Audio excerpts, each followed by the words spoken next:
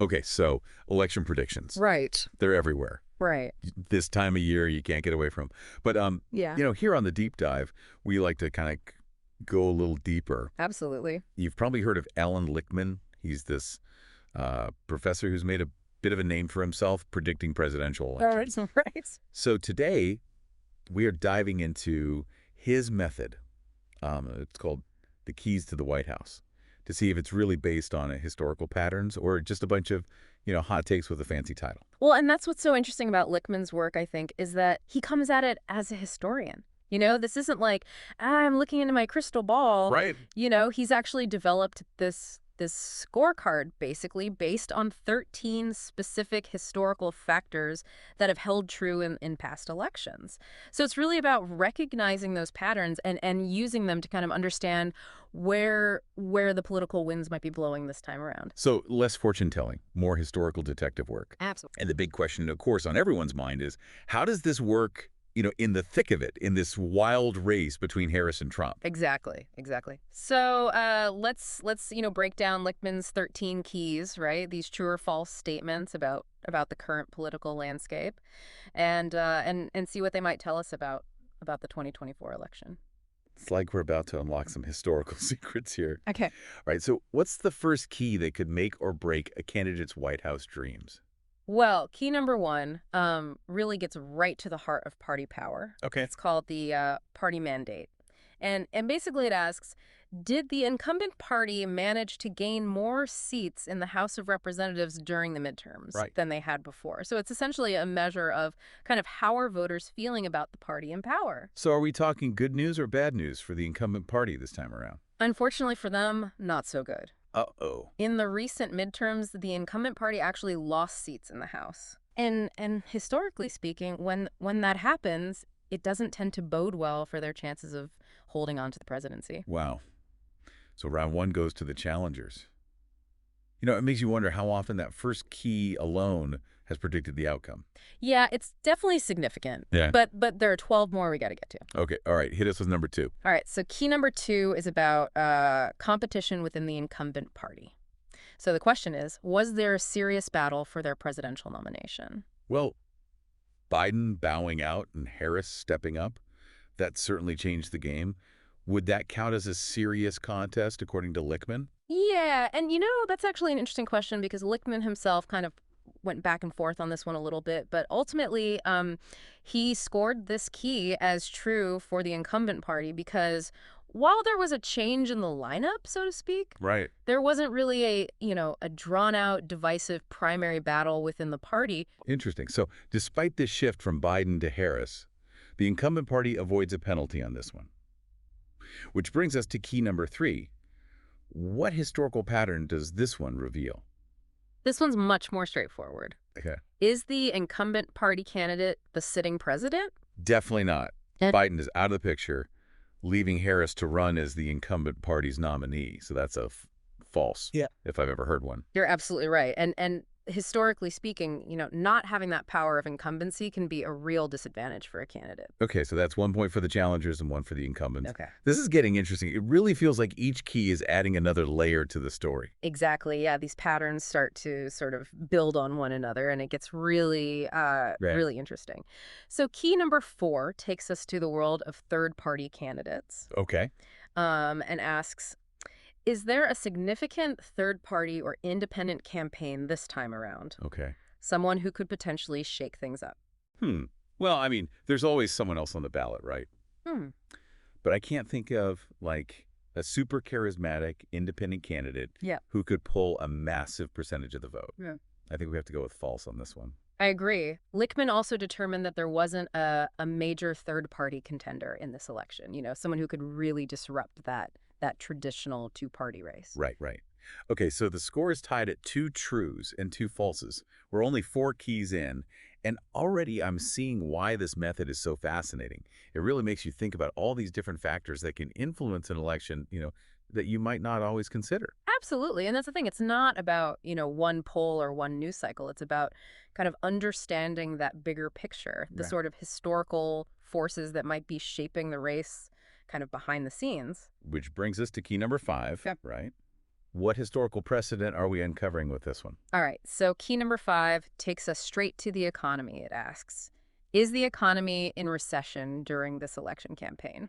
Which, as you can imagine, that's a factor that can really sway voters, even if they aren't, economics professors. Okay, this is one even I can answer. Hmm. The economy hasn't exactly been thriving, but a full-blown recession? Not quite. Another point for the incumbent party. You're right on the money. Okay. Lichtman also marked this key as true for the incumbent party Okay. because, historically speaking, a healthy economy, or at least the perception of one, tends to benefit the party in power. It makes sense when you think about it. When things seem to be going pretty well, people are a little less likely to kind of rock the boat by voting for someone new. But what about the long-term economic trends? Don't those have an impact as well? Oh, absolutely. And that's where key number 6 comes into play. Okay. This one dives into the long game, looking at real per capita economic growth during the current administration's term. And it's not just about any growth. Right. It has to be equal to or greater than the average growth during the previous 2 terms. So, we're really getting into the nitty-gritty here. Okay, so we're really getting into the numbers here. So has the economy been performing well enough by this metric to give the incumbent party another true? Well, this one requires us to do a little bit more digging, but after crunching the data, Lichtman found that the current administration does meet the criteria. So he marked this key as true. Essentially, based on that long-term view, the economy has been doing okay, relatively speaking. 3 trues in a row for the incumbent party. This is getting exciting. Right. Does it mean they've practically got it in the bag? Should we even bother with the rest of these keys? Hold your horses. It's important to remember we're looking for overarching patterns here. We're not, making guarantees. Right, of course, of course. We're only halfway through the keys. And in the world of politics, things can change at the drop of a hat, as we know. You're totally right. I got a little ahead of myself there. Yeah. All right, key number 7, lay it on us. What piece of the puzzle does this one reveal? Key number 7 shifts our focus to policy. And it asks, has the incumbent administration made any major changes in national policy during their time in office? Well, there have definitely been some significant policy shifts recently, that's for sure. Yeah. I mean, whether you agree with them or not, they've definitely made an impact. Exactly. And that's what matters when it comes to this key. Okay. Lichtman agreed, marking this one as true for the incumbent party because, again, whether you agree with the specifics of those policies or not, Right. the fact that there have been substantial changes is significant in its own right. Okay, so 4 trues to 2 falses now. Yeah. Is it getting close? Right. Getting down to the wire. Yeah, yeah. All right, key number 8. Hit us with it. So this next key is often a bit more, shall we say, volatile. Uh-oh. It examines the presence of social unrest during an administration's term. Well, there's no denying that things haven't exactly been, peace and harmony lately. Right. It feels like there's always something brewing out there. True. But has there been sustained, widespread unrest that significantly impacted the country? Right. That's the question. And Lichtman had to grapple with that. And he concluded that while there have certainly been periods of unrest, it didn't reach the level seen in other election years where this key was false. Okay. So ultimately, he marked this key as true for the incumbent party. Wow. So even just like the general social and political climate factor into these historical predictions, Yeah. this is so much more nuanced than I think a lot of people realize. It's not just, looking at approval ratings. Right. Exactly. It's really fascinating. What's next on this historical checklist? What are we looking at? All right. So key number 9. This is the one everyone always waits for Okay. because it delves into the world of scandal. Ooh, juicy. Right. It asks a very simple but loaded question. Has the incumbent administration been tainted by a major scandal during their time in office? And by major, we're talking about something that really captured the nation's attention, something that, genuinely damaged the administration's reputation. Well, I mean, there have definitely been accusations and controversies, as there always are in politics, right? Sure. But nothing that I would say reached the level of like a full-blown administration toppling scandal. Right. So I'm leaning towards a true on this one. You would be correct. Okay. Lichtman also deemed this key as true. He concluded that, no major scandals have plagued this administration, Right. at least not to the extent that it would historically signal a loss of public trust. Okay, so 5-2, with the trues pulling ahead. This is like a political nail-biter. All right, tell us about key number 10. What historically significant factor are we looking at now? So key number 10 brings us to a factor that's a little harder to quantify. Okay. It's called incumbent charisma. Ooh, okay. And it asks, basically, is the incumbent candidate seen as particularly charismatic or a national hero in the public eye? Okay, so we're talking about that undeniable it factor. Yes. The quality that draws people to a leader, that makes them really buy into their vision. It's less about policies maybe and more about just like presence. Exactly. And this is where things get a little tricky because, it's not the sitting president running for re-election, right? Right. It's the vice president who has sort of, stepped into that role. And, charisma can be a tough thing to inherit, so to speak, midterm. That's a really good point. So does that automatically translate to a point for the challengers then? In this case, it does. Okay. Lichtman ultimately scored this key as false for the incumbent party.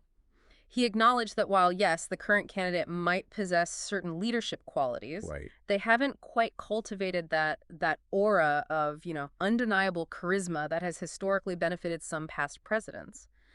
Okay, 6-2 now, with True still in the lead.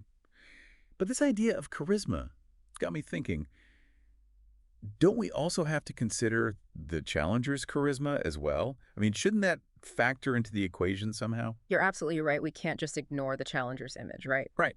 So key number 11 flips the script and asks that very question about the challenger. Are they seen as charismatic or a national hero? Okay, so thinking about the current challenger, well, I'm not sure charisma is the first word that springs to mind for a lot of people. But then he does have a certain something. Yeah. That some find very compelling. Sure. It's definitely subjective. People have very strong feelings on both sides. This one feels tricky to pin down. And that's exactly why this key is so fascinating, Yeah. Because charisma is so subjective, right? Right. Like one person finds charming, another might find, off-putting. Exactly. However, Lichtman's model isn't based on, just his own personal opinion. Right. He's looking at how past challengers have been perceived through this lens of charisma. And in this case, he scored this key as true for the incumbent party, Okay. meaning he did not see the current challenger as possessing that sort of classic unifying charisma that's historically tipped the scales in favor of a challenger. Yeah. Okay. So 7 trues to 2 falses. The incumbent party is maintaining the lead, but this is far from a done deal. All right, we're down to the wire here. What do the last 2 keys tell us about this wild race to the White House? All right, so the final 2 keys, this is where Lichtman's model gets particularly interesting, I think. Okay. Because they deal with foreign policy, Right. which, as you can imagine, is an area where predictions can be even more complex than domestic issues. Of course. Yeah. So key number 12 asks, did the incumbent administration suffer any major failures in foreign or military affairs during their time in office? Well, foreign policy is always a bit of a minefield, isn't it? There are constantly shifting alliances, ongoing conflicts, international incidents that can really impact a president's standing on the world stage. Absolutely. And Lichtman himself acknowledged that the current, global landscape, particularly with, the escalating conflict between Israel and Gaza, made these last 2 keys incredibly difficult to assess. Wow. Because there are so many variables, Right. so many potential outcomes that could influence how voters perceive, the incumbent party's handling of these crises. So are you saying even the prediction professor is stumped by the complexities of foreign policy? Well, I wouldn't say stumped, but definitely cautious. Okay. Because ultimately he has to make a call based on, the information available at the time. Of course. Right. And in this case, he decided to leave both key number 12, which focuses on, major failures in foreign policy, Right. and key number 13, which looks at major foreign policy successes. He decided to leave them both up in the air. He acknowledged that the situation was still so fluid, Right. and that any definitive judgment on those 2 keys would just be, premature. Okay, so we've got a bit of a cliffhanger ending here. Yeah. 7 trues, 2 falses, and 2 keys still hanging in the balance. Right. What does it all mean? So, despite the uncertainty of those last 2 keys, does Professor Lichtman think the incumbent party will be able to hold on to the White House? Well, that's the million-dollar question, isn't it? Right. And this is where, understanding the nuances of Lichtman's model is so crucial. Because even with those 2 keys unresolved, His analysis of the first 11 keys, the ones that we just discussed, Right. led him to a prediction. Okay. And that prediction, based on those historical patterns, was a victory for Kamala Harris in the 2024 election. Wow. Okay, so despite all those unknowns in the realm of foreign policy, Lichtman's method is suggesting that the incumbent party just might pull this off. Yeah. That's how his model shook out, yes. But, and this is a very important but, it's really important to remember that this is just one lens, one way of looking at a very, very complex event. Right. And Lichtman himself, he always emphasizes that his prediction isn't about, endorsing a candidate. It's about illuminating these historical patterns Right. and helping us understand how they might be playing out in this current moment to see those potential pathways kind of, of Right. history. It's about giving people more information to consider. Exactly. It's about saying, hey, look beyond just the day-to-day headlines, Think critically about the bigger forces at play here. Exactly. And what I find so compelling about Lichtman's method is that it encourages us to ask those so what questions. Right. Like, let's say for the sake of argument that his prediction for a Harris victory holds true. So what? What might that tell us about sort of the underlying trends in American politics? Does it reinforce this idea that incumbency, even in this roundabout way, holds more weight than we realize? Or does it point to the enduring importance of, certain economic factors over social unrest or even, perceived charisma? Those are some really, really thought-provoking questions. It's like Lichtman's model isn't just about this election. It's about understanding kind of the bigger picture of how American democracy works, in a way. Precisely. It's about recognizing that our political landscape is shaped by these kind of deep-rooted historical currents. Yeah. And while individual personalities and events certainly matter, Right.